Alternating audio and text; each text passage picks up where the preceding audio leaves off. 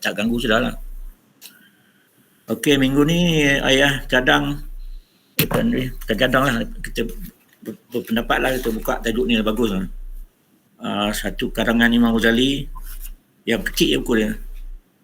Tajuk dia wahai anak atau ayuhal walad. Karang Imam Ghazali diterjemahkan oleh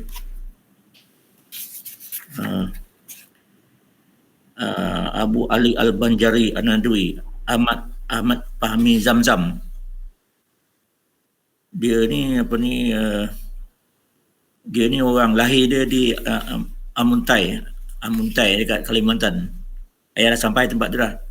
Kalau pun balik Bapan, lepas tu pergi Samarinda, atas lagi tu pergi ke Amuntai, orang Kalimantan.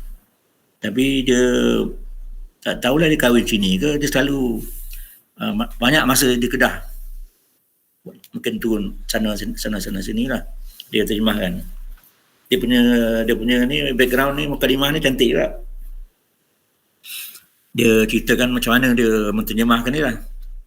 Sebenarnya dia kata ada satu macam seminar ke di India lah. Dia minta membentangkan kertas kerja lah tentang pendidikan anak-anak dalam Islam ke. So dia tak cukup masa nak menulis karangan tu. Jadi dia terpakur ke, fikirkan, dia terlintas dalam kepala dia. Dia katakan dia baik dia bentang lah Imam Ghazali punya kitab tu kan. Dan dia Imam Ghazali tu pasal banyak berkait dengan pendidikan anak-anak, tajuk tu wahai anak. Jadi dalam Tualang Ketapi daripada Mumbai setelah itu dia berjalan ke Lucknow. Seminar tu dibuat di Lucknow lah. Saya rasa mungkin 10 jam ke dalam naik kereta api lah. Jauh, India ada besar bunuh ni. So dia pun membaca lah dan menterjemahkan buku ni. Dan kemudian dia sempat ada masa lagi dia cedok ke apa kan, dia jadikan satu kertas kerja lah. Itu sejarah dia.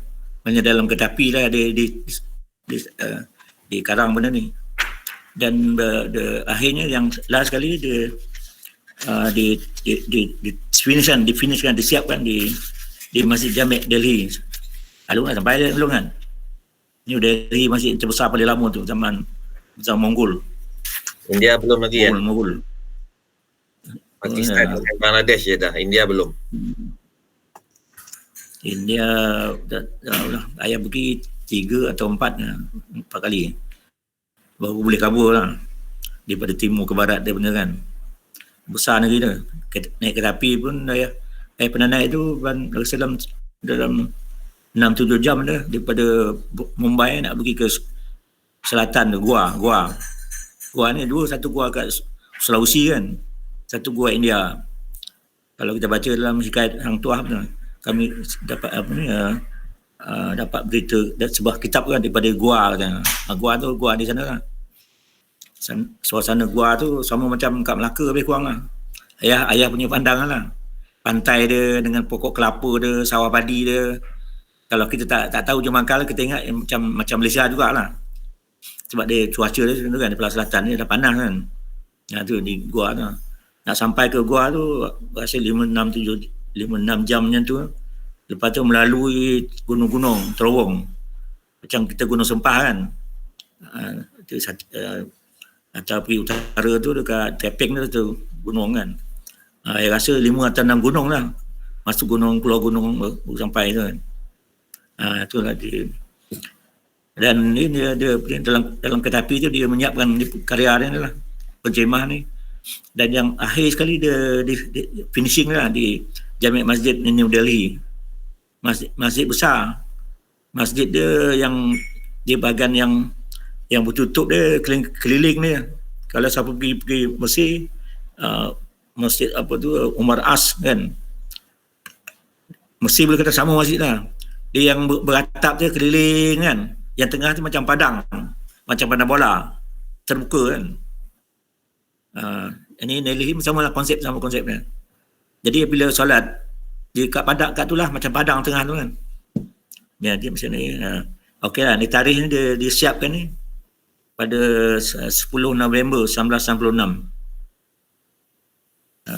Okey. Lepas tu dia punya Ahmad Fahmi Zamzam ni pengalaman lagi lah. Saya dengar, tengok juga buka video dia ada pengalaman menarik untuk kita ambil pelajaran lah. Dia naik kapal terbang sekali tu. Naik ke terbang, orang sebelah tu tengah buka kitab dia lah. Bukan kitab ni, kitab lagi satu kan. Kitab hadis 40 hadis akhir zaman. Banyak orang baca kot. Tebal lebih macam ni juga lah. Dia mengandung 40 hadis. Itu dia menyusun lah. Orang sebelah tu katakan, di kempen lah kan, tuan ni kitab ni bagus kan. Kan dia termenung kan. Apa ni kan, patutlah apa kan, kita milik bagi orang ada hadiah apa benda kan. Sampai akhir dia cakap kan, apa ni mana lah timbul tayuk lah. Dan akhirnya dia beritahu lah, dia lah ni Zam-Zam tu. Lepas tu dia ada karya baru dia bagi hadiah ke orang lagi kan. Terkejut mata orang tu kan. Dia berjumpa dengan karya dia. Jadi dia mengkisah lah macam mana perasaan kita lah kan. Bila orang puji kita, dia tak tahu kita kan. Lepas dikait dengan Tuhan, orang memuji Tuhan macam tu juga lah kan. Maknanya Tuhan, kita manusia pun bila dipuji terasa apa lah kan, nak kata bangga ke, bersyukur lah kan. Kalau cakap bangga ni termasuk dalam takbur lah, dia tak takbur lah, tapi dia gembira lah kan, gembira. Begitu juga, bagaimana gembira Allah Ta'ala bila hamba-hamba Allah memuji dia. Bila kita puji tu, kita pergilah ya, Alhamdulillah. Itulah rasa surah Fatihah tu, memuji. Kita memuji Tuhan. Berapa bangganya Tuhan bila hamba memuji dia. Saya pun dia terasa gembira sangat bila ada orang sebelah pula tu kan, ketuang tu pengalaman dia. Saya nak cerita tak pandai sangat, tapi kalau dengar di mulut dia, mana boleh dalam video tu. Okeylah. Dalam ni dia punya kisah dah. Kenapa dia panggil tajuk Wahai Anak kan? Imam Ghazali ni macam dia figur yang luar biasa lah. Dia punya murid ramai kan. Dia asalnya dia ni pensyarah Universiti Nizamuddin. Dia bukan tak usah nama benda ada din ujung lah. Tapi di Baghdad kan. Di Baghdad, dan akhirnya tu kemudian sampai satu peringkat dia rasa menjadi bangga lah kan, macam takabur ke, bangga ke, ujuk ke macam tu kan. Sampai satu hari dia semayang kat rumah, dia jadi imam. Adik dia Ahmad nama dia dua adik. Bapak dia meninggal masa dia kecil lagi, dia meninggal. Lepas tu pak saudara dia mendidik dia lah, dengan bapak dia bagi duit, apa-apa yang bagi duit yang ada dia mana tak cukup lah, tapi bapak dia support lagi lah. So yang adik ni tu dia macam low profile lah, Ahmad nama dia. Bila satu hari dia solat Jumaat, Imam Ghazali jadi imam. Lepas setengah dia solat tu, dia mufarakah, keluar daripada solat tu, dia sembahyang berasing lah. So bila dah habis solat tu, Imam Ghazali dia terkejut lah kan, kenapa Mat, awak mau parakah daripada semayang dengan saya? Adik Imam Ghazali ni? Ahmad, ya, Imam Ahmad. Ni masyhur lah banyak kisah-kisah ni. Kalau kita banyak mengkaji Imam Ghazali akan jumpa lah kisah tu. Kenapa dia bertukar jadi sufi? Sebelum dia bukan adalah sufi. Dia macam zaman sekarang lah, pakar debat lah. Kalau dekat sekarang ni semasa macam Ustaz Nodros lebih kurang macam tu lah kan. Dia akan dia menunjuk kepandaian dia. Memang dia peta hebat lah. Mana tampur apa-apa pun dia hebatnya. Okey, bila ni Ahmad desa-desa tu Ahmad beritahu guru je, seorang tukang kasut kan. Jadi takkanlah abang nak belajar kat dia. Tapi dia yang tadi tanyalah, dia pasal apa berhenti ni. Dekat masa abang imam solat tu, saya nampak badan bergelumang dengan darah. Jadi sebenarnya nak turun solat. Kejut dia. kan. Ni apa ni, macam mana kan, memang dia kata, dia ngaku lah, dia kata masa tu abang tengah memikirkan apa ni, tengah terbawa dalam solat lah, buat head nifas perempuan ni kan, pasal pasal darah kan. Jadi dia terbawa tu jadi menjelma macam darah. Jadi kan itu hal kan, macam mana kau boleh nampak, boleh tahu. Itu desak-desak dia, akhirnya dia beritahu lah. Dia kata kan, dia bagi tahu lah, dia belajar kat sini apa kan. Lepas tu Rasul Imam Ghazali cari kan, jumpa lah tuan kasut ni. Nama dia tak asal, tapi kalau Habib Samad dia panggil Syekh Junaid Al-Baghdadi Tapi kalau ada ustaz lain pula, dia kata lain nama dia tu, tak kisah lah, tapi itu ahli sufi lah je. Ahli sufi yang low profile lah, orang tak kenal dia. Itu kan kasut, macam tak kenal kan. Lepas tu okey, Imam Ghazali cari jumpa. Lepas dia bagi tahu lah, saya hajat saya nak belajar. Dia kata, macam mana awak nak belajar? Awak ni maha guru kan universiti, dekat universiti tu. Dia kata tak apa, saya nak juga belajar. Lepas tu dia belajar tu, dia kata ada ujian lah. Di antara dia ni, itu ngasul lah, kadang-kadang ada kisah kata, setengah kisah kata disuruh cuci longkang, cuci apa kan. Ada satu kisah katakan dia tempat dia dalam kasut lah kan, bersih kan, tanggal jubah-jubah kau ni kan, cuci. Mula tak ada benda lah, dengan apa nak cuci kan, tanggalkan jubah tu, cuci kan. Tu satu lagi, dia bawa apa ni, guru tu bagi apa tu, bawa buah-buahan ni, macam buah limau ke apa tu, yang besar ni kan, bawa dalam raga ni, pikul. Lepas tu suruh budak baling dia. Baling bagi buah double, 2 buah ni lah. Jadi kan sakit-sakit lah kan. Habis aja. Di antara, tapi itu ada tu antara ujian lah, ada ujian lain lagi. Maknanya dia, maksud dia punya kesimpulan dia, hikmah dia sebalik itu, maknanya Imam Ghazali kena menurunkan dia punya ego dia. Dalam bahasa tasawuf dia bagi nafsiah lah, atau ananiah punya egoisme.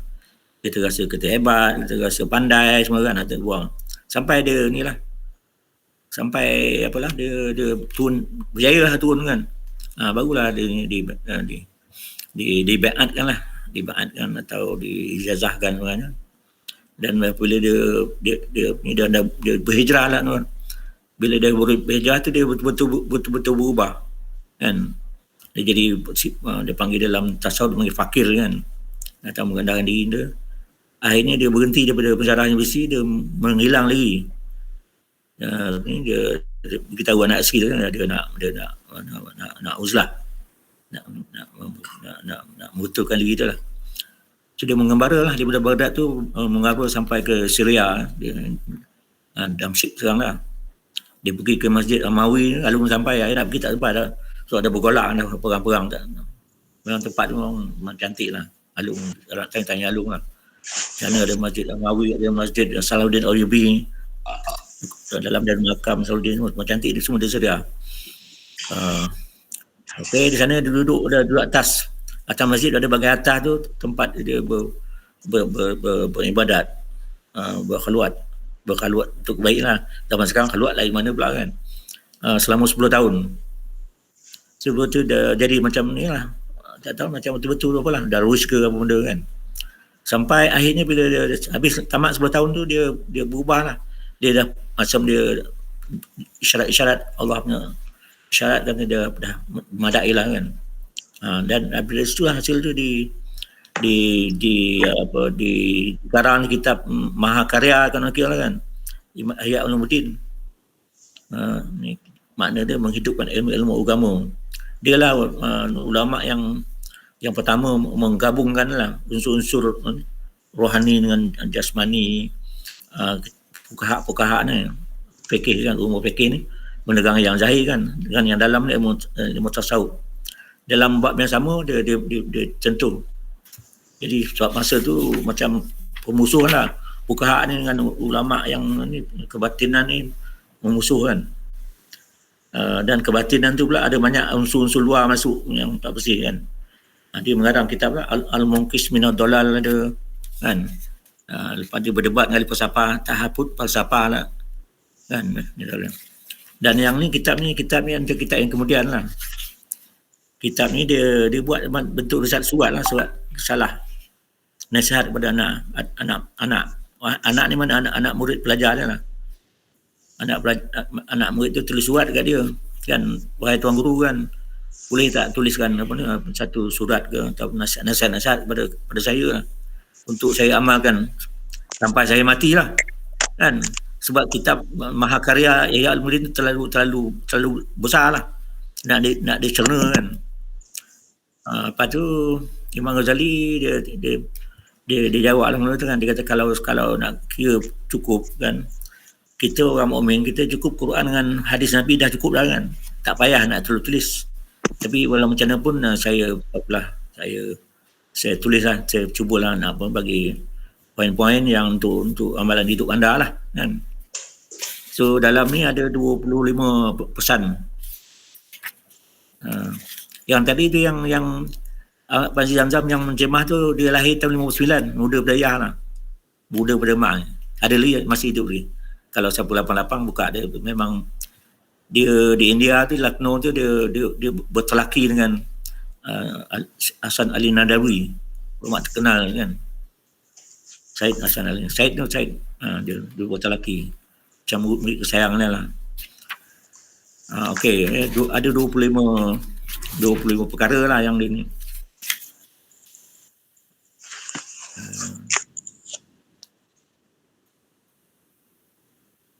Saya ambil satu para lah punya mukadimah ni.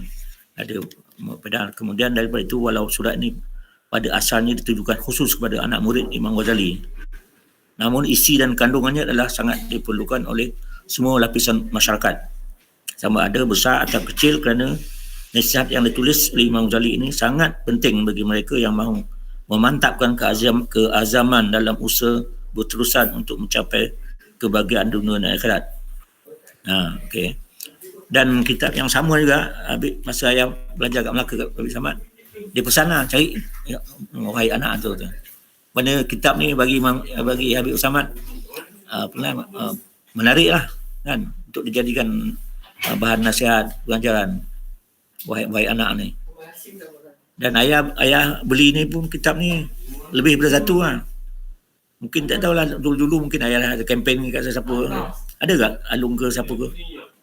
Sebab ayah beli ni ada ni, yang buku ayah baca ni buku 2. Buku 1 dapat kesan lah. Ada kat mana-mana. Biasa kalau buku yang selamat menarik kan, ayah beli. Alung beli sendiri. Alung beli ada sendiri. Tapi bukan ayah beli sendiri. Alung beli lama dah? Adalah tak tahulah, setahun kot. Ayah beli ni tahun Angah ada?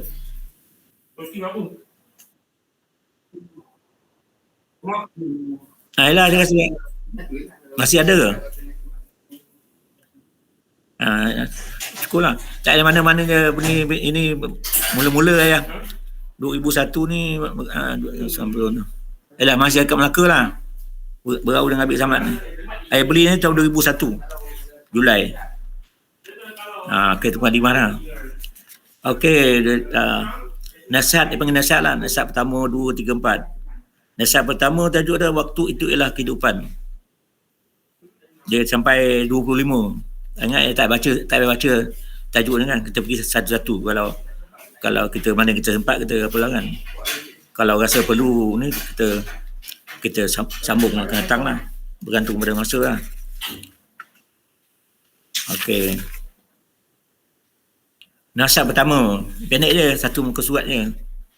Wahai anakku, sebagian pada nasihat Rasulullah kepada umatnya.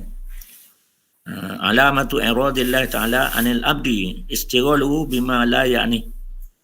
Wa innam ra'an zahabat sa'atun min umri bi ghairi ma khulika lahu min al-ibadah la jadirun an tatula alaihi hasratuhu man jawazal arba'in wa lam yaghlib khairuhu ala syarri wa la yatajahazzat ila nar.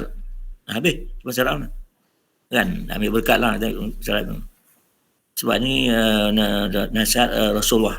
Makna dia adalah dikira sebagai tanda berpalingnya Allah Ta'ala dari seseorang hamba apabila ia selalu mengerjakan perkara yang tidak berfaedah. Maksudnya kita benda yang sia-sia lah, lara lah bahasa apa ni, bahasa Arab ni kan. Dan seandainya ada satu saat sahaja daripada umurnya yang telah digunakan pada barang yang bukan merupakan tujuan hidup, iaitu beribadat kepada Allah, maka layaklah bahawa ia akan panjang penyelesaiannya pada hari kiamat nanti. Dan siapa yang umurnya lebih daripada 40 tahun sedangkan kebaikannya masih belum dapat melebihi kejahatannya, maka layak ia mempersiapkan dirinya untuk masuk api neraka. Sebenarnya sekadar ini sudah cukup untuk menjadi nasihat kepada semua orang yang berilmu. Habis itu yang tajuknya. Maknanya kita sebagai orang mukmin, kita jangan terlampau membuang masa kita lah pada benda yang tak berfaedah, lari daripada tujuan kita dihantar ke dunia. Kan kita ni apa ni, ma khalaqtul jinna wal insa illa liya'budun, kan firman Tuhan. Aku tak jadikan jin dan manusia tu kecuali mengabdi, beribadah kepada aku. Kalau Ibn Abbas dia juga mengenal Tuhan.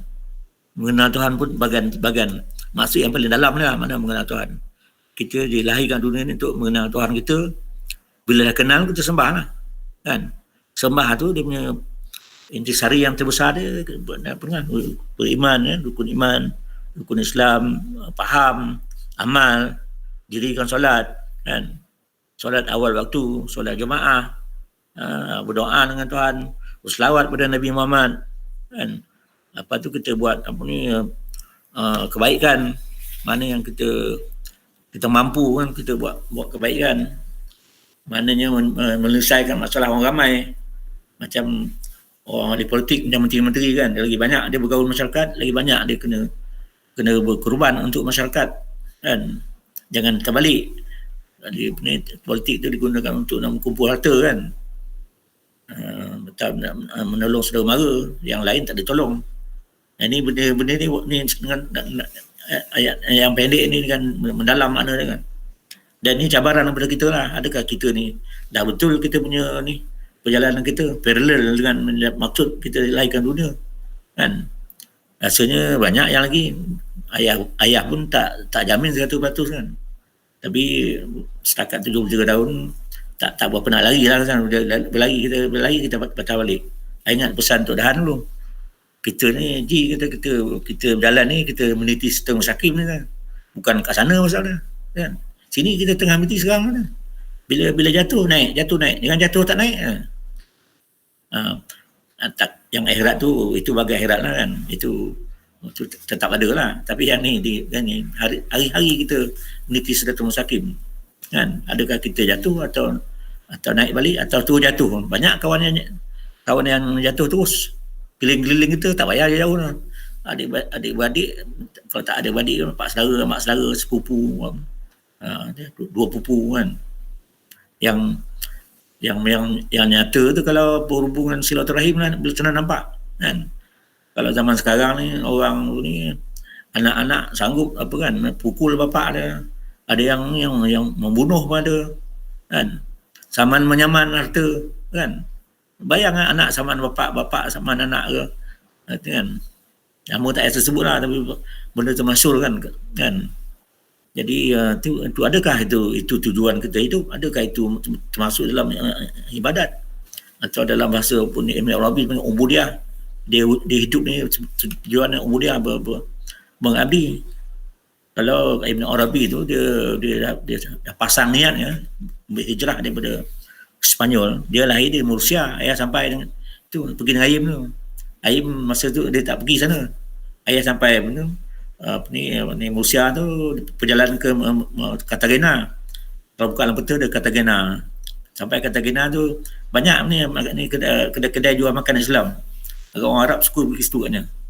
Masa balik singgah turun di Musia tempat lahir tu. Dapat tengok suasana, dapat angin ni lah, rasa duduk setengah jam. Apa nak pasal tengok, tak ada masjid, tak ada apa, tak ada kan. Lepas tu duduk ada taman tu, ada tempat duduk relax, ambil angin. Nak rasa kan, orang tengok angin lah. Kalau orang ahli sufi tu kan dia nampak lah macam-macam lagi kan. Tak ada kan. Tu Musia. Yang Kitab Hikam tu dia punya Abbas Mursi, guru kepada Ibn Atrak Iskandari pun lahir dari Mursi. Ibn Arabi lahir dari sana. Itu kisah dia.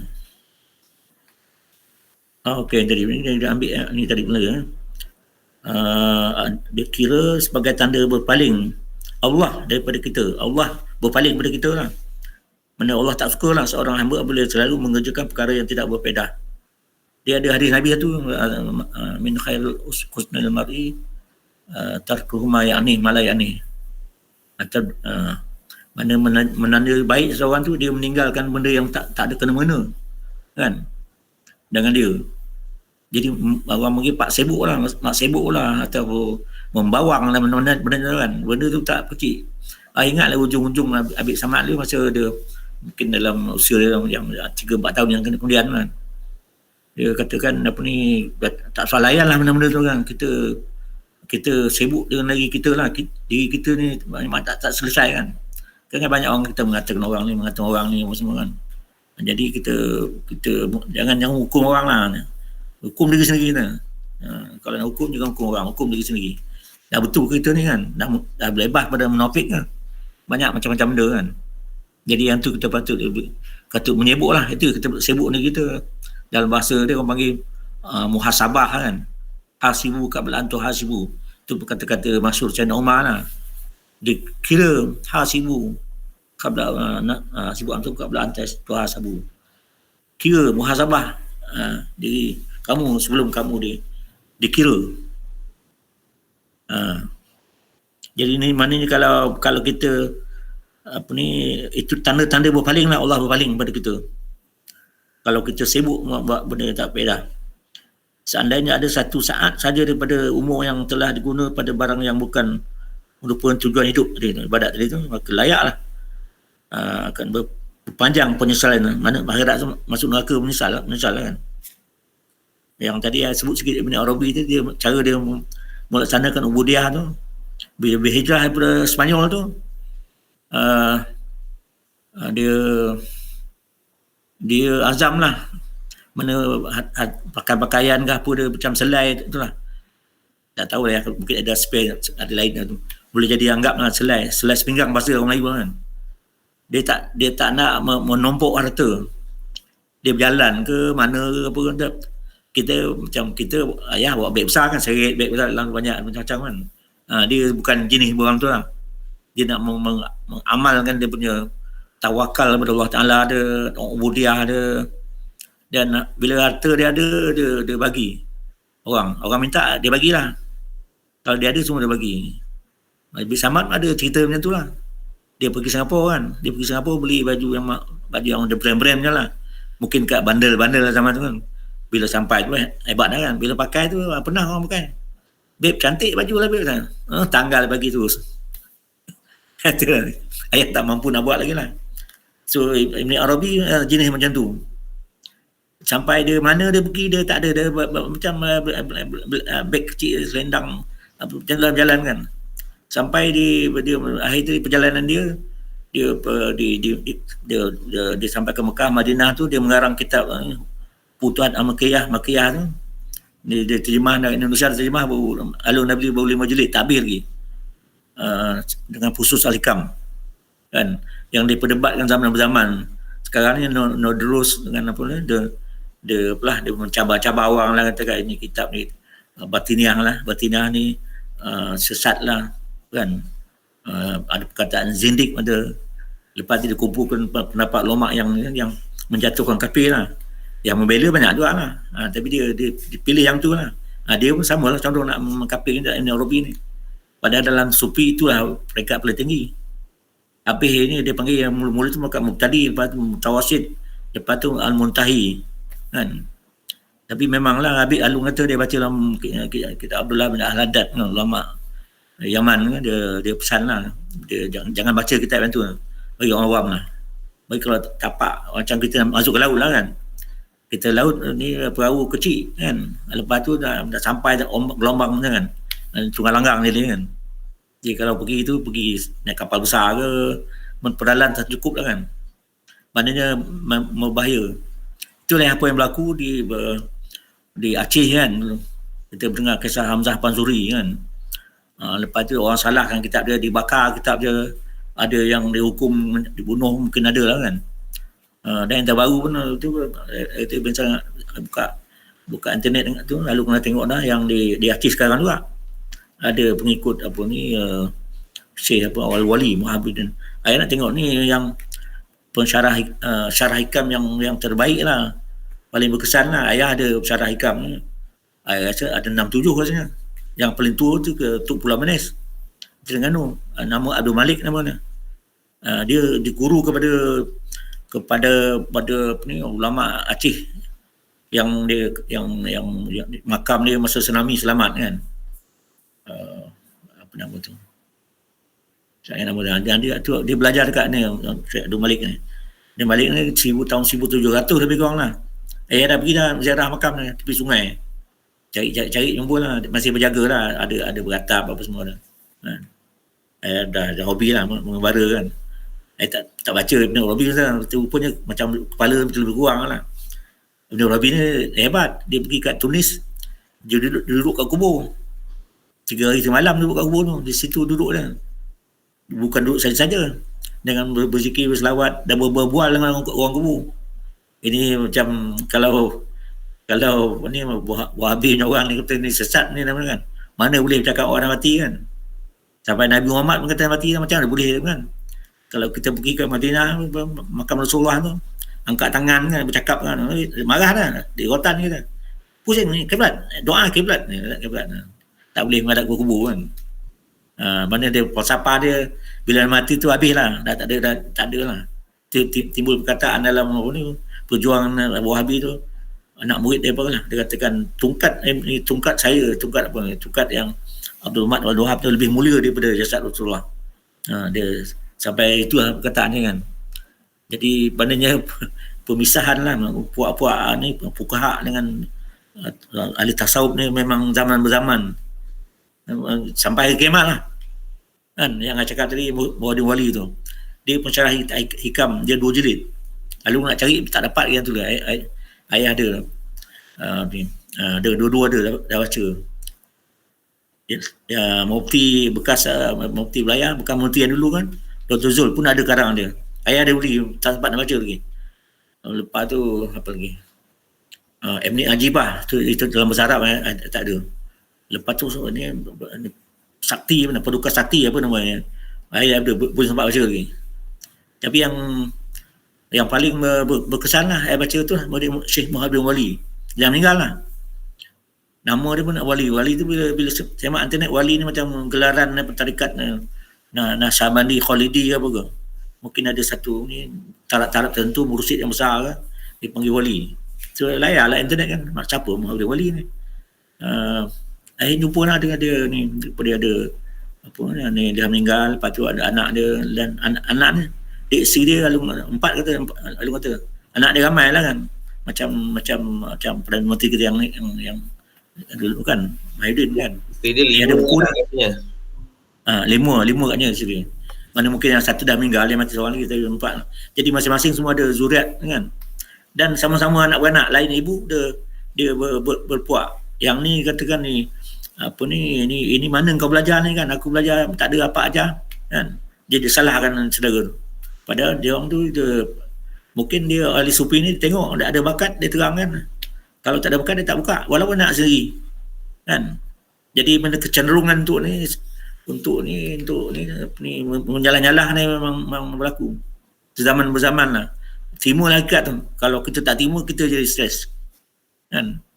Dan itu yang tu antara satu anak tu dia kumpulkan lah dengan pengikut dia, bakar kitab-kitab tu, kitab-kitab boleh macam ni lah, ni Ala-Ibn Arabi ke ataupun Ibrahim Insan Kamil, Abdul Qadir Jili punya kitab, Itu kalau dalam tasawuf dia ada Islam martabat 7. Dalam kitab Insan Kamil tu dia lebih daripada 7, 40 martabat. Dia ada rupanya ada tiga kumpulan. Ada yang panggil martabat 7 yang masyhur lah. Martabat 7, martabat 3 dengan martabat 40. Jadi dia itu nak menggambarkan lah kan perjalanan tu. Dia sama macam kita masa kita dengan Allah kan, ada hijab 70,000 hijab kan, baru kita boleh kalau nak melihat Allah ke apa kan. Nabi Musa kan minta tu, Tuhan tunjuklah aku nak tengok engkau kan. Lepas tu Nabi kata, Allah turun kan kata tu, lan taroni kan, kamu tak akan lihat aku. Tapi kalau nak tengok juga, tengok gunung. Kalau gunung tu boleh stabil, mantap kan, lihat aku. So dia pun buka mata tengok berkecai gunung kan. Dia pun pingsan. Nabi Musa pingsan. Bangun ni dia minta ampun kat Tuhan kan. Mana tujuannya pun nak menambah yakin. Sama kisah Nabi Ibrahim kan. Satu hari dia minta ke Tuhan, wahai Tuhan, tunjukkan aku macam mana engkau menjadikan, menghidupkan, mematikan kan. Dan semua dalam Quran ni, ayat tu, dialog ada dalam Quran. Sedap Quran ni kalau kita baca, tapi tu baca nak faham. Kalau baca tajwid je sampai mati tak boleh lah, tak ke mana, sikit sangat kita dapat faedah Quran tu. Asyik kira pahala kan. Tak ada, kita orang mukmin dia tak cukup tu. Itu orang awam dia kira pahala. Kita ni kurang masuk mutawasid lah. Kalau mutawasid ni kita bukan beramal, bukan pahala sangat. Kita cintakan Allah Ta'ala, kita bersyukur Allah Ta'ala, kita tadi ibadah tadi, beribadat mudah, menghambakan diri kita kan. Baru dapat makam yang pertengah lah. Kalau dapat tu nafsu dia mutmainnah kan, syukurlah kalau dapat kan. Kalau sampai yang atas lagi tu kan, macam itu para awliya kan. Para awliya pun awliya kecil ni kan, wali sugro kan, wali kubro baru sampai ke makam tu. Ibn Arabi tu dia sudah sikit ni. Sampai menarik kan. Bila dia apa harta dia semua dia bagi semua tu. Sampai ke di dalam barang kitab tu dia menetap di Syria. Dan makam dia di Syria. Di Syria, kalau aman boleh pergilah. Tapi gambar dia ada dalam buku tu kan. Dia satu hari dia duduk kat rumah dia, ada minta sedekah datang. Tuhan, saya ni miskin, tak makan lah pun, pakaian tak ada, minta tolong saya lah. Dia habis tak ada benda kan. Dia kata tak apa lah, kata, awak ambil rumah saya ni kan. Itu sampai ke tahap tu lah. Dia rela sampai rumah pun dia tak selesa lah dia rumah ni. Dia bagi ambil tu kata ni rumah ni. So dia tompang-tompang lah. Dia hidup dia menumpang lah kan. Dan zaman dia pun ada puak yang menghukum dia di Mesir. Orang nak tangkap, nak penjarakan ke, nak bunuh tak tahu lah. Tapi tak berjaya sebab ada pengikut dia dapat selamatkan dia. Jadi mana dia pergi, dan sampai di Syria pun tempat terakhir destinasi dia, yang tempat dia meninggal pun berlaku juga macam tu. Ada puak yang menyokong kuat, dan ada puak yang menentang. Maknanya itu dia kata perselisihan antara fuqaha dengan fuqaha dan ahli sufi ni zaman berzaman. Dan Imam Ghazali ni dia antara ulama pioneer lah yang mendamaikan kan. Ketika Ihya tu didamaikan, digabungkan dua-dua tu supaya tak, bila fuqaha pun ada elemen sufi ada elemen ni. Sampai Imam Malik katakan barang siapa yang bertasawuf tanpa fuqaha kan, maknanya itu sesat jendik. Atau terbaliklah, man tafaqaha walam yatasawwafa, dia berfiqah pula tanpa tasawuf, sia-sia. Apa sebab pun dia mengenal Tuhan tak betul kan, ibadat tak betul, tak ikhlas kan, maknanya kerja sia-sia lah. Okey, itulah contoh perjalanan apa kan. Mana zaman berzaman yang sampai adik-beradik pun bakar buku, bunuh, hukum, dia menghukum. Kalau tu Syekh Mansur Halas pun tu dia dibunuh sebab dia syatahat ni dia melatah yang macam dia Tuhan lah. Macam Abu Yazid Bustami, dia pernah berzikir dia subhani kan. Maha suci aku. Aku tu siapa? Baru kita boleh makan. Masa tu dia syatahan. Itu semua tasawuf tinggi lah. Tapi yang ni kita nasihat pertama ni pun macam boleh makan masa juga kita kan. Kita baru nak baru satu, ada banyak lagi. Ingat ni kalau ada masa kita sentuh lagi akan datang lah. Tapi ini kita rumuskan sikit dulu ni. Ni umur dia dah sampai 40 tahun kan.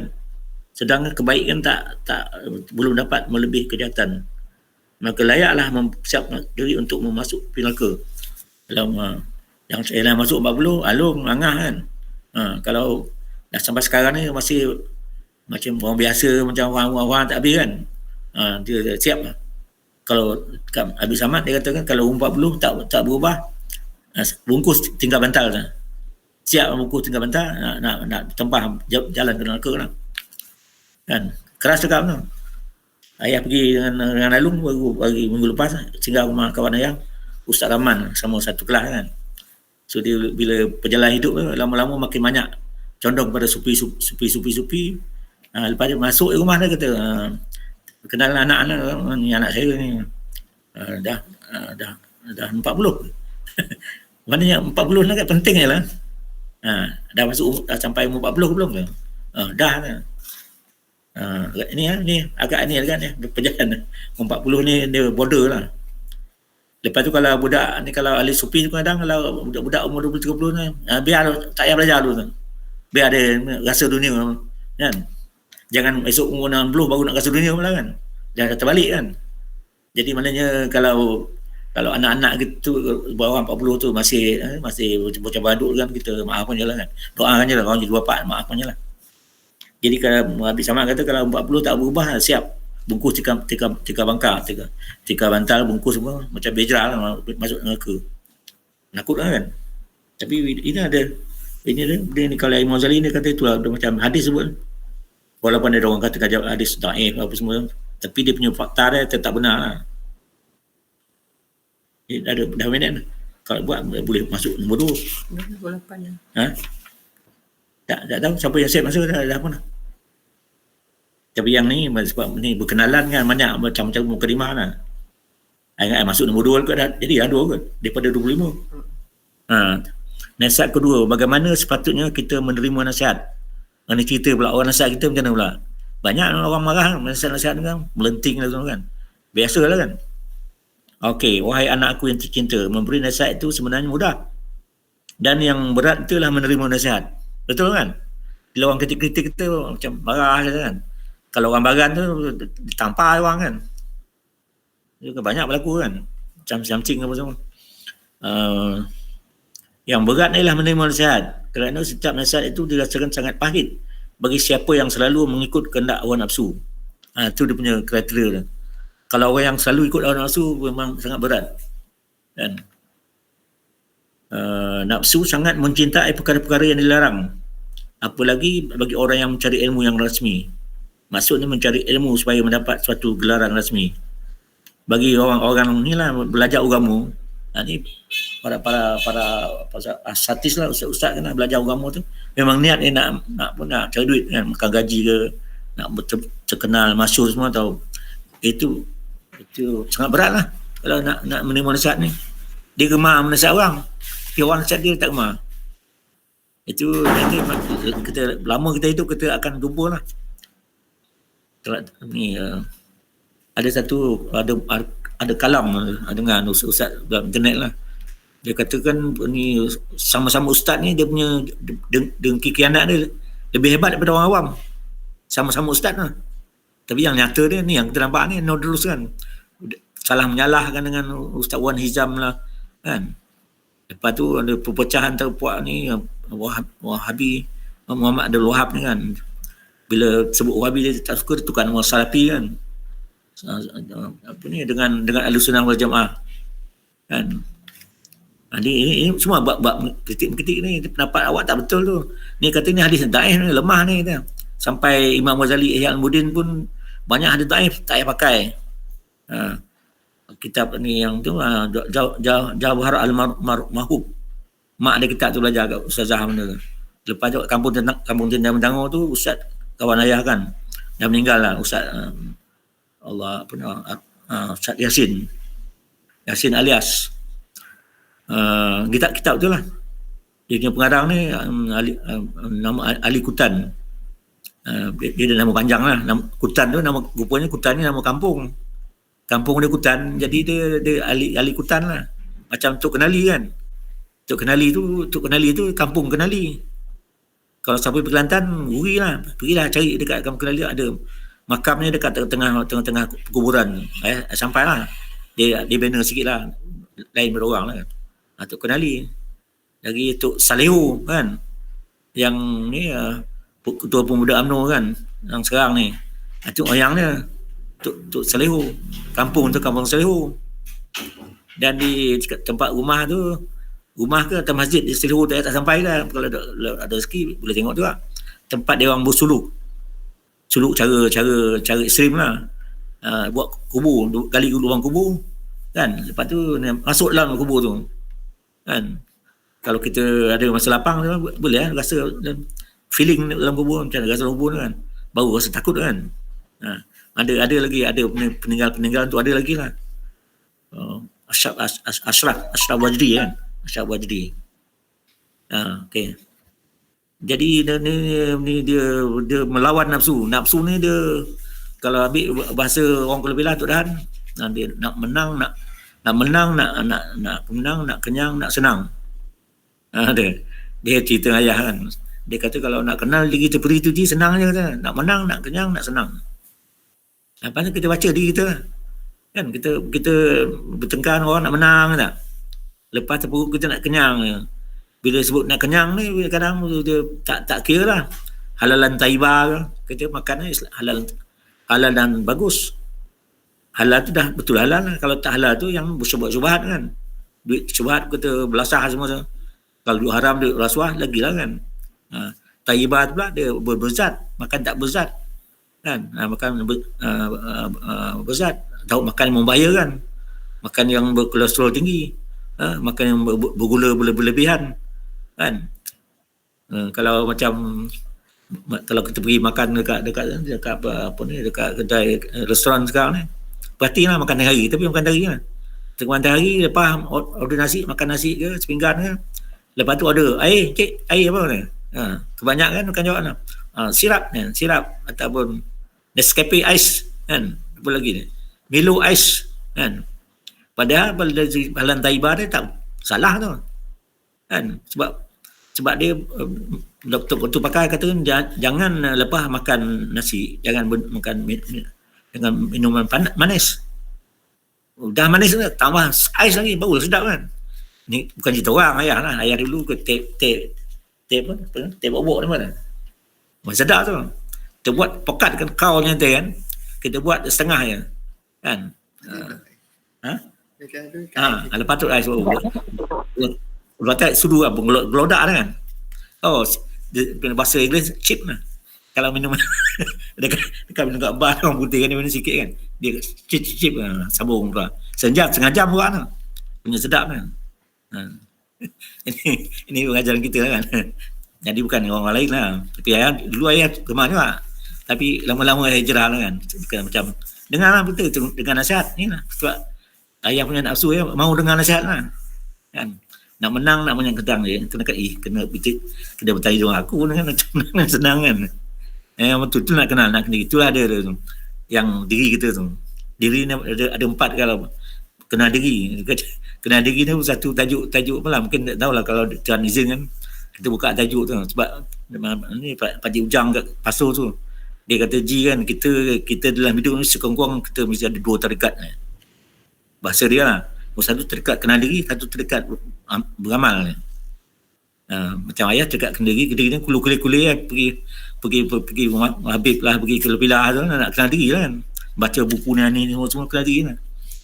Diri ni lagi dia kaji lagi kadang lagi jauh. Minggu lepas ya tu ada pengarang Perancis kan, dia tulis buku nak kenal manusia lah. Jalan tulis buku The Man Unknown. Manusia yang tak diketahui, lagi dikaji lagi tak faham lah. yang mana duduk nyawa, mana roh, mana nafsu, mana tu macam-macam benda kan. Jadi apa ni itulah kalau dia punya genetik DNA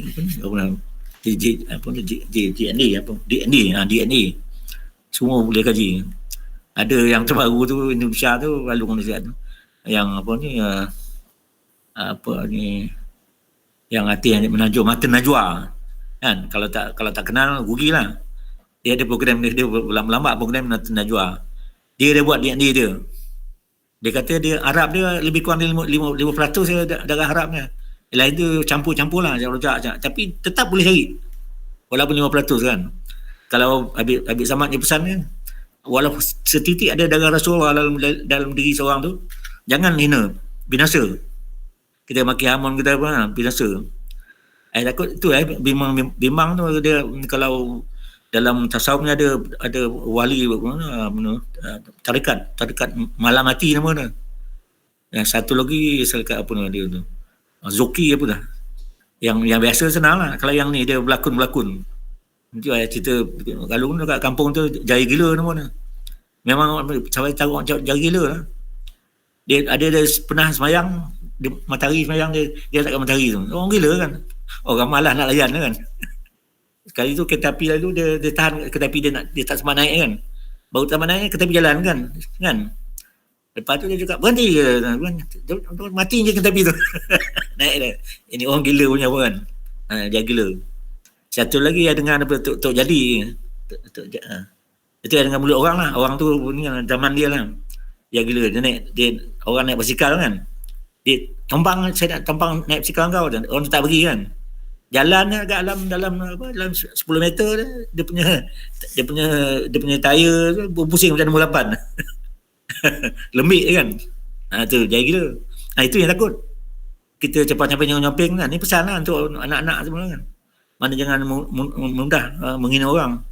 Habib Samad pesan tu, jangan kita mudah menghina orang. Kalau orang minta tolong, minta sedekah kan. Jadi kalau kita duit kita bagilah. Kalau kita tak ada pun kita senyum lah kan. Jangan kita halau maki apa ni kan, tak ada muka lain kan. Ni hari-hari ke kerja minta sedekah kan. Tu kita tahu dia belakang siapa.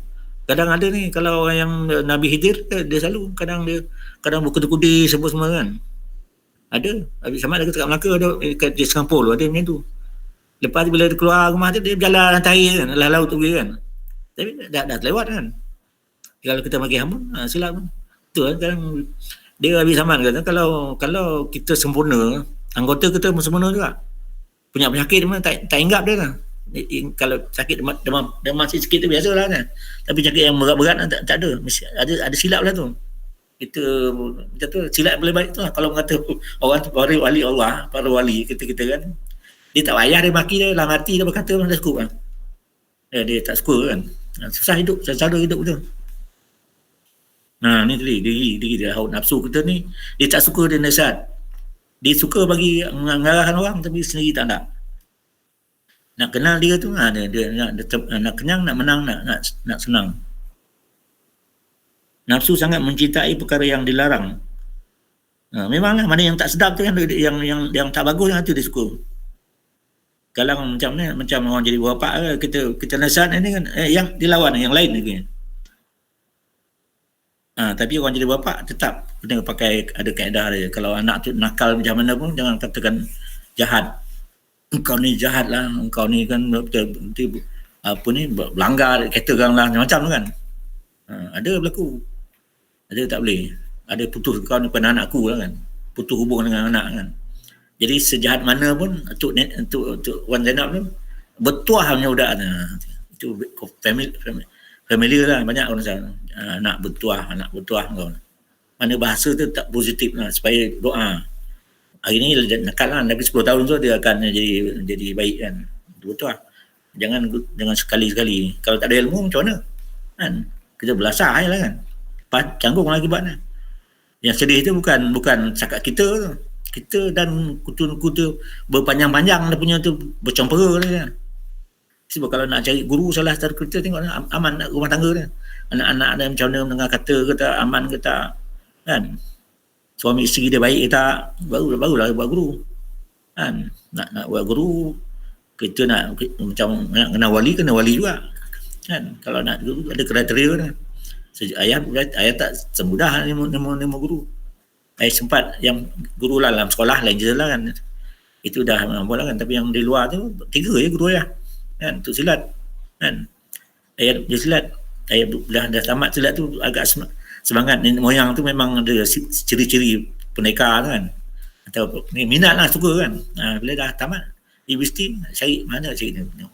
Mula-mula fikiran kepala belajar tomo best juga, nampak tengok dia fight, tough fight kan. Lepas tu satu kerani makno nama datang bilik ayah. Dia kata dia malam ni ada katam silat ni kat kampung Pasir, kampung Puah ni. Datang ni. Dia silat cilang putih nama dia. Pergi tengoklah dia jemput silat jemputan kan, ada 6 regu. 5-6 regu silat jemputan, termasuk kalau Cendeng. Cendeng tengok pesilat tu yang paling menarik ya Cendeng tu. Yang main masa tu yang top dia regu tu ni Elias Taib dengan Karim Sabtu. Dia dua masih hidup lagi lah. Dia baru balik, dia Elias tu baru balik ke New Zealand. Isteri dia kerja kat kedutaan. Tu dia pun join sekali lah kan.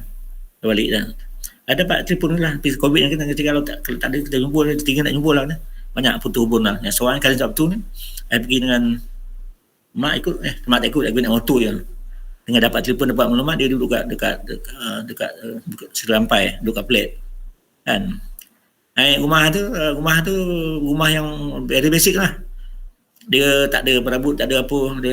Dia ada katil, dia tilam je. Dia duduk seorang diri. Isteri dia dah meninggal. Tak meninggal tak 4-5 tahun macam tu lah. Dia tinggal seorang lah. Lepas tu anak dia ada seorang, Hafiz seorang. Dia berjaya, anak dia bagus, tapi anak dia itu pemain silat tu, ni best silat ni kan. Tuhan gerakkan lah. Sebab apa perjalanan hidup ni Tuhan ada gerak kita. Signal tu tak ada. Kadang kita ikut, kadang kita lawan. Kalau kita lawan susah lah, berkona-kona kan, akhir masuk balik lah, kena rotan pula kan masa tu kan. Pagi ada minggu tu juga ada hari Ahad, terus sekali pergi kampung Pasir Oliban. Tahu nama kampung ni, saya pun menjat, Assalamualaikum, saya nak jumpa ni Syed Usman ni. Saya dah naik lah. Tu lah saya nak belajar apa kan. Tu lah sampai meninggal. Mana segala ilmu dia tu dapat lah sikit kan. Ilmu bersilat dia, ilmu perubatan dia, mengubat orang. Yang dia satu dekat dia lah. Dah meninggal pun tetap pergi silaturahim, ziarah lagi kan. Lagi secara tak langsung dia anggap macam anak lah. Isteri tu mak ayah kan. Ayah masih ziarah-ziarah sampai dia meninggal. Yang Syekh Osman pun dia meninggal, dia kena masuk hospital tengok kan. Habis bab 1.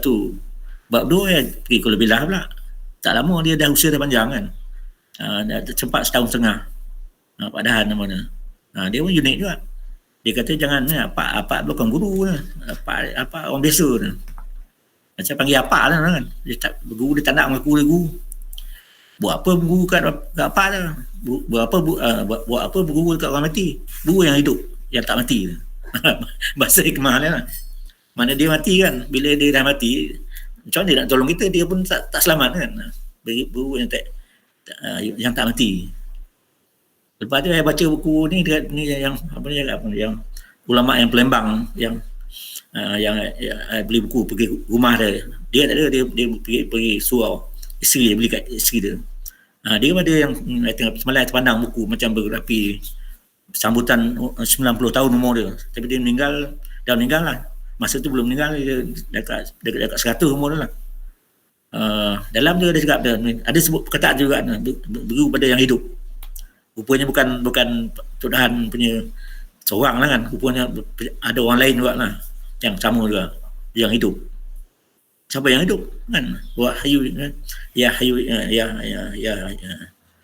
ya qayyum zikir kan asma Tuhan, asma Allah kan. Hayat hayun yang hidup, dia yang hidup, Allah yang hidup kan. Allah ke ni kalau bila dia jadi sifat jadi Muhammad nama dia kan. Kita berselawatlah kita kan. Minta. Tapi dia banyak betul. Diri kita pun salah satu diri kita guru. Roh kita tu guru kita lah. Roh tak hati bila kita tu keluar je. nyawa berpisah daripada badan, matilah. Tapi roh tu dia baliklah ke negeri asal. Mana sejahtera ke atau sengsara kan. Ni yang tadi yang nasihat yang pertama tu ni. Kalau lari daripada tujuan, sengsara lah itu, bukan sengsara sekejap. Kalau khalidina fi abadan, masuk neraka selama-lamanya. Jadi jangan dia tempah-tempah lah kan, na'udzubillah kan. Okey, nanti nasihat tadi. Okey. Nafsu sangat mencintai perkara yang dilarang, apalagi bagi orang yang mencari ilmu rasmi. Mana nak pangkat lah. Serta sibuk untuk menunjukkan kehebatan. Ni lah hebat ni. Kaki debat ke apa, menunjuk pandai lah, menghimpun kesenangan dunia, buat harta kan. Kerana orang yang seperti ini biasanya menganggap bahawa hanya dengan sekadar memperoleh ilmu tu sudah cukup menjadi sebab keselamatan. Confident lah, selamat ke sana. Dan disebab kebahagiaannya maka tidak perlu beramal dengan ilmu yang dipelajari ni. Dia dah hebat semua dah dapat dah, tak payah nak belajar, nak amal lagi dah. Orang seperti ini sebenarnya telah terpengaruh dengan etikad dan aliran pemikiran ahli falsafah.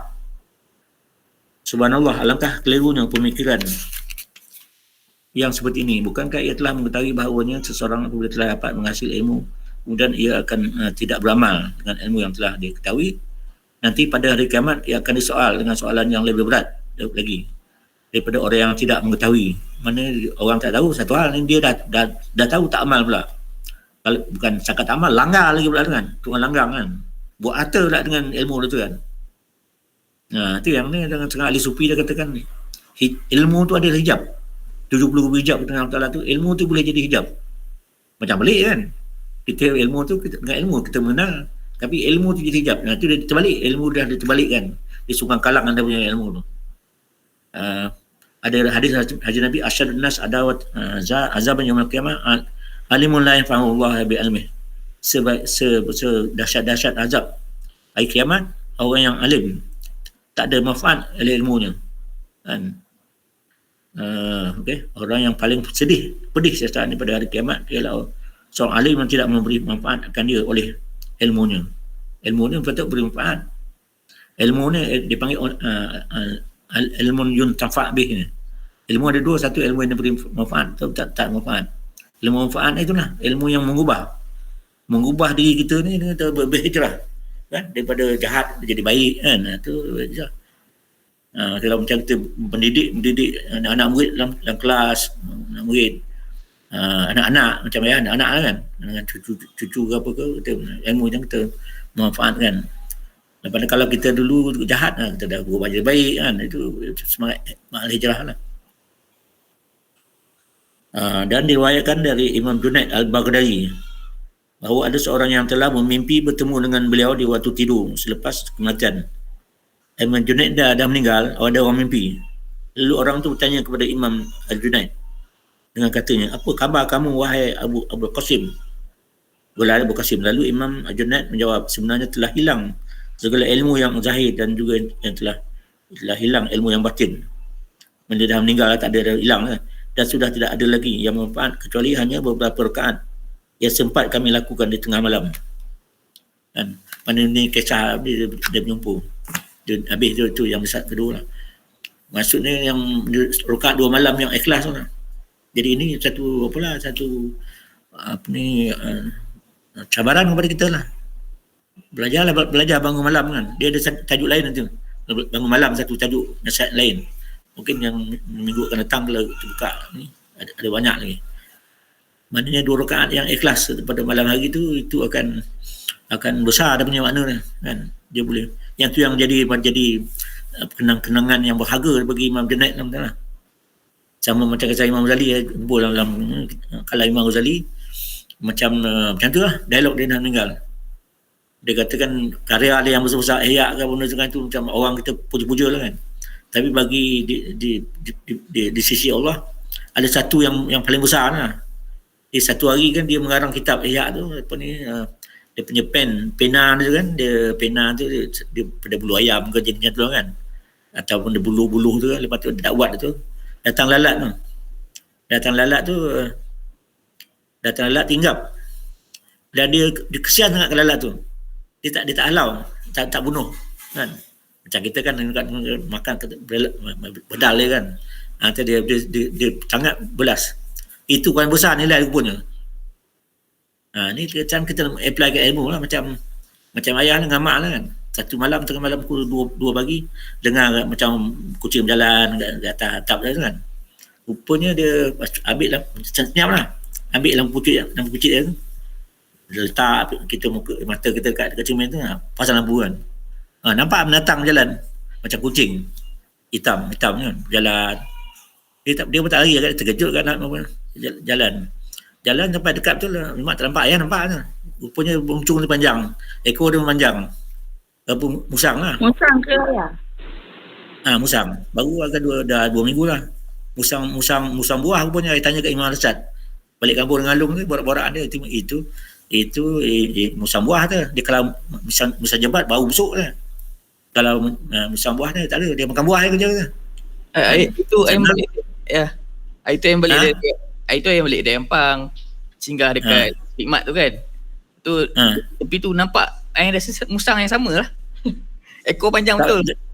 Ya, kat mana? Dekat ni dekat ni apa Speedmart dekat ni apa sisi minyak tu. Jauh jalan dia.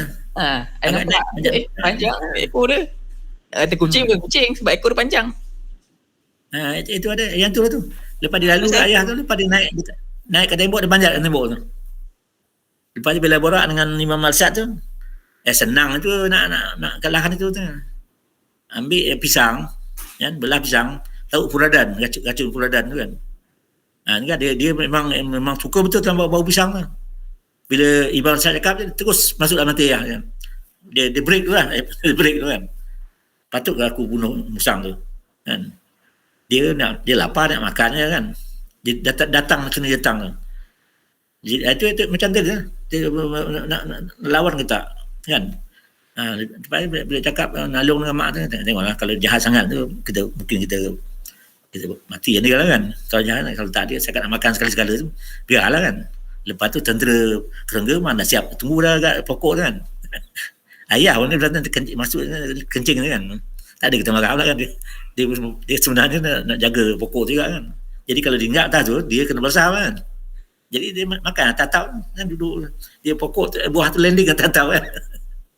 Lepas tu bila ambil potong 2 dahan yang tu lah, ada kan yang banyak je lepas ni tu. Tu bagi-bagi orang lain lah. Jadi itulah contoh dah kan. Mana kita berlatih berfikir macam tu lah. Imam Ghazali dia dapat pahala besar sebab dia biarkan lalat tu makan. Sifat Rahman Rahim tu yang kita Fatihah tu.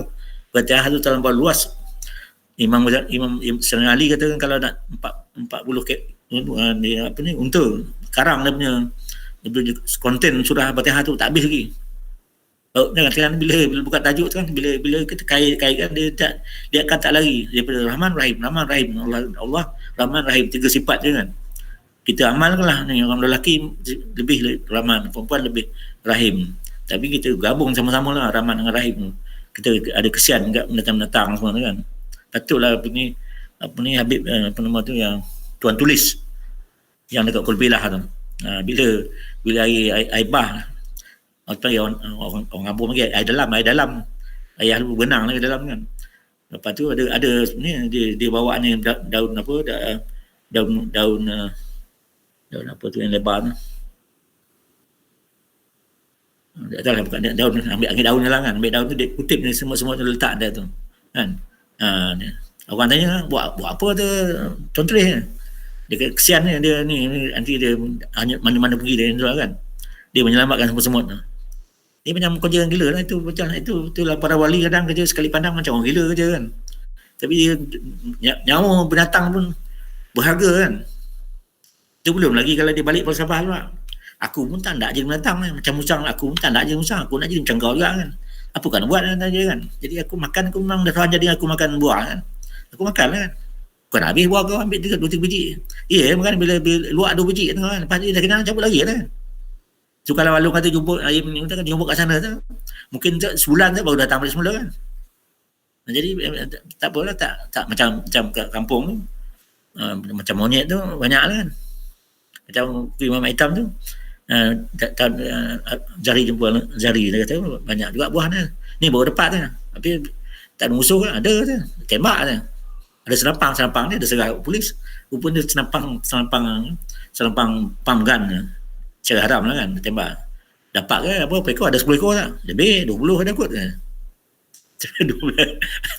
Jadi kan dia dah terlebih kan, boleh. Jadi macam itulah, jadi apa kita buat tu semua jangan lagi, mesti ada panduan-panduan kan. Kalau tak kitab ke hikmah ke ulama je nasihat, jangan keluar benda syariat kan. Okey, mak apa macam mengantuk tu? Okey, tamat. Mak nak berbual apa ke? Sini. Sekejap. Kau kan tunjuk mak lisut mata dia tu. Macam doa sikit. Betul. Bismillahirrahmanirrahim. Baik. Kita doa ya. A'udzubillahi minasyaitonir rajim. Bismillahirrahmanirrahim. Wassalatu wassalamu ala sayyidina Muhammadin wa ala alihi washabihi ajma'in. Allahumma zidna ilman warzuqna fahma. Allahumma zidna ilman warzuqna fahma. Allahumma zidna ilman warzuqna fahma. Allahumma ij'al jam'ana ja'alna rumah sunnah. Allahumma ij'al jam'ana hazat man mutawwana taqul sunnah. Allahumma rzuqna qabla al-mauti tawbatan wa 'inda al-mauti syahadatan ba'da jannata wa na'ima. Rabbana zalamna anfusana wa lam taghfir lana wa tarhamna lanakunanna minal khasirin. Allahumma akhtim lana bil hikmah wa la tatim lana bisul khatimah. Allahumma hawina bi sakaratil maut min jannatin wa la inal hisab. Allahumma rabbana hab lana min azwajina wa dhurriyyatina qurrata a'yun. Allahumma ij'alna muqimas shalah min sunna rabbana wa taqabbal du'a. Sallallahu alaihi wa sallam wa alhamdulillahi rabbil alamin. Yang Allah zidna ilmu warzuqna fahma tu minggu lepas ada tajuk tu kuat kan, tambahkan ilmu. Allah mazid ilma warzuqna fahma, ya Allah tambahkan aku ilmu, warzuqna dan rezekikan kami dengan faham agama. Itu kalau Nabi tu bila Abdullah bin Mas'ud kan, dia budak kan datang jumpa dia baca dekat ubun tu kan, Allah faqih bidin alim. Umum anak dah. Allah mana orang boleh ikut Allah faqihna faqihu bidin wa alim ta'wil. Baca kat anak-anak. Tapi kau Umur. itu faham agama lah. Jadi sama konsep sama lah. Allah mazidna itu Allah faqihu bidin wa alim ta'wil. Ta'wil ni dia benar dapat fiqh lah, mentafsirkan segala. Sebab Abdullah bin Abbas ni, dia hebat dia punya tu kan. Mana benda yang tak sampai orang dia boleh huraikan sebab berkat Nabi tu. Satu lagi doa yang tadi tu yang baca tu pun baru dapat dalam 2 bulan katnya, dengan ceramah tu Maulana Zainal Asri kat Pelik dekat Kedah tu kan. Yang doa tu Allah marzuqna qabla al-mauti taubatan. Ya Allah, rezekikan aku sebelum mati cepat bertaubat. Kan?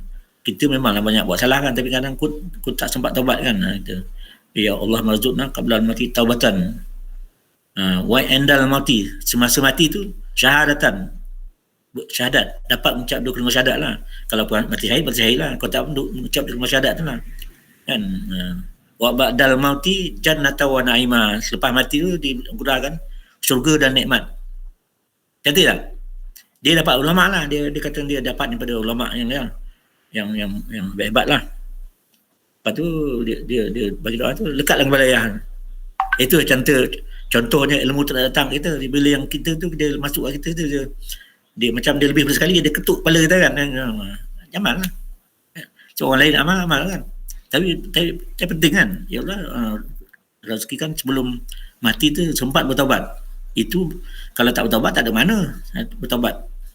Sebab dalam tasawuf pun taubat tu makam yang pertama tu. Makam taubat namanya. Lepas tu bila dah mati pula dia berpegang dengan kalimah syahadat. Kan? Masa kita mati tu nyawa nak keluar tu macam-macam hujan ni. Ada rupa bapak dia, rupa mak dia tak betul tu aku apak dah mati dulu ikut apak mati agama Yahudi yang betul kita tulis agama asli kita. Yang ni dia cuma modify punya agama ni dengan dia ni. Mak datang lain macam tu lah. Dia macam-macam benda datang kan. Itu dalam masa nyawa nak keluar tu, dalam masa 5 minit tu, itu 50 tahun punya ni filem datang. Dia macam kita buka dalam internet kan, kita ribus kan. Dia filem tu nampak sekejap dia gelak-gelak, sekejap masam muka sekejap. Jadi semua akan lalu lah ni kan. Dulu kemudian dah tak tahu siapa dulu, sampai kemudian mudah-mudahan kalau ikut sunnah dia, ayah dengan mak dulu lah. Ayah dengan mak, ayah cakap mak lah, ayah nak dulu lah. Mak, ayah dulu. Sebab ayah Cuk Dahan dia minta tu, dia belum. Dia minta dulu, lepas lah dia dulu. Tok Habib pun dia tak sebut dia minta lah. Tapi Tok Dahan dia minta. Apalah rupa haji tu. Rumah tak ada, tuan ni tak ngerti lagi kan. Mana perempuan ni sebagai rumah lah. Kan? Orang lelaki duduk dalam rumah ni kan muban kan, berlindung lah. Kat ni kan, kat rumah. Sekali rumah dah roboh. Tuan ada lagi. Itu kan sibuk lah kan. Orang lelaki kahwin lain kan, banyak cerita lah kan. Berkelabut lah kan. Jadi saya minta, saya ada cakap dengan mak banyak kali kan. Biasa tuan maha mendengar mengetahui kan. Sebab dia itu masing-masing cara lah kan. Lepas tu itu yang masa syahadat, bila dah mati tu nikmat syurga dan nikmat. Tiga. Gabung tiga-tiga dalam satu doa. Okey, Pak Mat nak cakap. Alah, Masya Allah. Fadal.